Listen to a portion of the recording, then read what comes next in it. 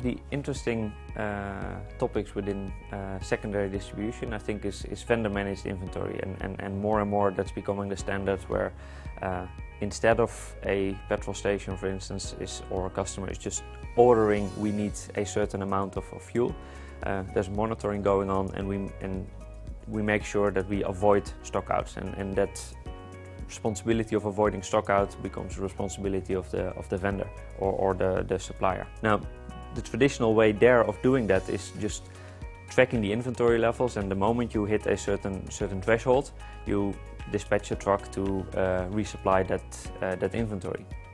But that's not always optimal. So a very interesting way of optimizing this is taking this in a more dynamic way. So instead of dispatching the truck only when you hit a certain threshold, why not dispatch the truck when you are in the neighborhood anyway? So suppose you do have a wholesale customer who does place a certain order for an amount of fuel. If on your way to that customer you pass one of your retail stations, you may want to supply that one already. Even if you're not there yet, you haven't hit the crucial threshold, that will happen sooner or later, so you may as well just deliver on your way to the other customer. We call this dynamic vendor managed inventory, and the real benefit of that is that you're not taking the orders based on the thresholds, but you're really completely integrating your logistics with your requirements to making sure that you avoid stockouts.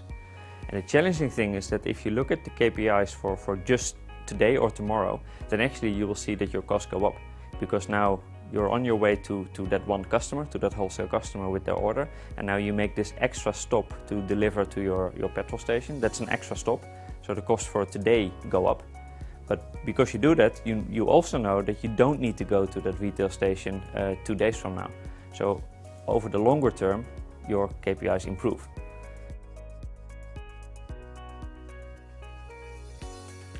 So one more benefit of the dynamic vendor managed inventory is that you can do demand shaping. And by doing demand shaping, what you can do is make sure you have a more constant demand, and you don't have to worry that much about peaks in your demand. So for instance, I can imagine that on a Monday morning lots of people go back to work, and on Monday morning therefore lots of people refuel their car, which I can again imagine that means that you have a high demand on Monday, so many petrol stations will have a shortage of fuel at the end of the day. So that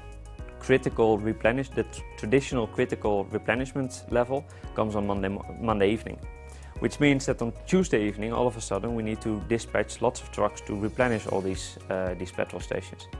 Now, if you know that this pattern exists and you know that there's going to be a high demand usually on a Monday, but perhaps over the weekend or on the Friday before demand is not that high, what you can then actually do is what we call demand shaping. So make sure that you dispatch additional trucks already in the days before to build up stock in the petrol stations, even if you don't really need it yet.